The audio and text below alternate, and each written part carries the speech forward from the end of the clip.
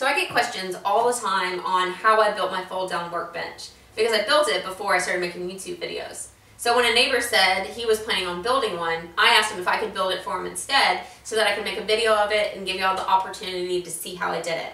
So I'm going to go ahead and build a second one in my shop today, just for video's sake. And I hope y'all enjoy it, because I really love the ability of being able to tuck it back into the wall and use a little bit more floor space. My neighbor wasn't particular about the size and left it up to me.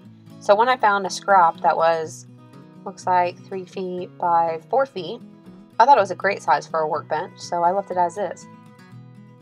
Why is it that the material I need is always at the very back? I came in 3 inches on 3 sides so that I would have space to utilize clamps on the workbench. Then I took a few measurements and started cutting and assembling the inside frame.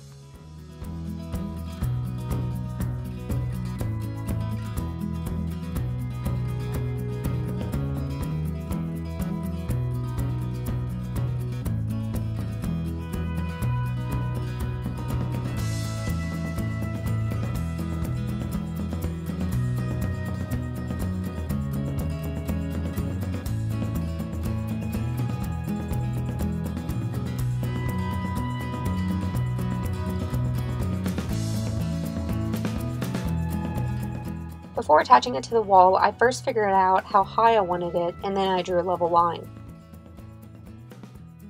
I took an inside measurement from frame to frame, then cut a 2x4 and a piano hinge to that same size. Then I found the studs and attached the 2x4 to the wall.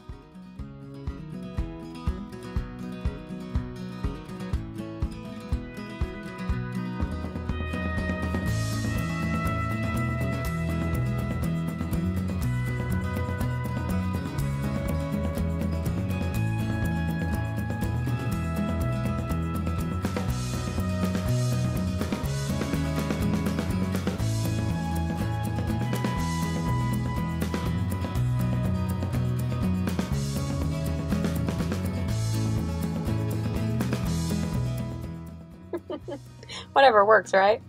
Then I simply mounted the piano hinge.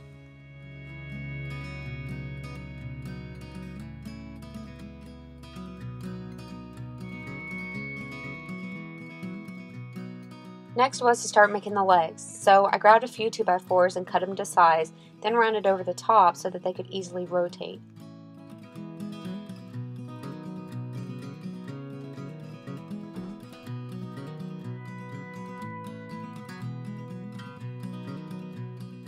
I used my drill press to drill a 1/2 inch hole in the top. Then I put in 2 pocket holes on each leg. I'll use these later to attach a stop block.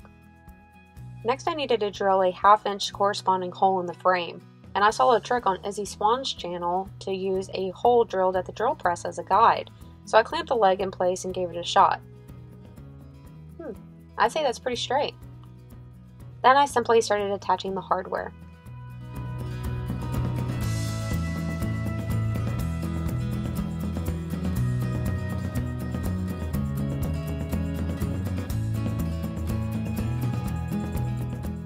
Now if you were to stop here, you would have to manually bring out the legs every time you wanted to open it.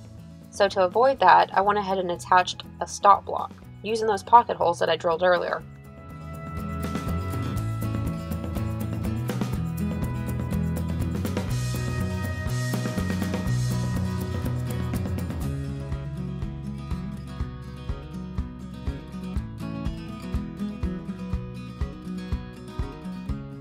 I rooted through my hardware and didn't find a latch, so I just went ahead and stuck with scraps.